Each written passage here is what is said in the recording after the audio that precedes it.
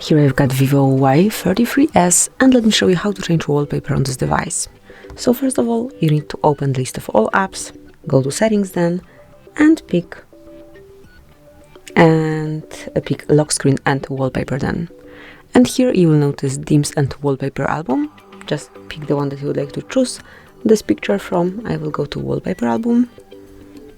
And now we can pick any of them. Let me choose, for example, this one. This is how it will look like. Obviously, you can check any other just by tapping. If you'll tap on preview, you'll be also able to see, how it will look on your home screen to make sure.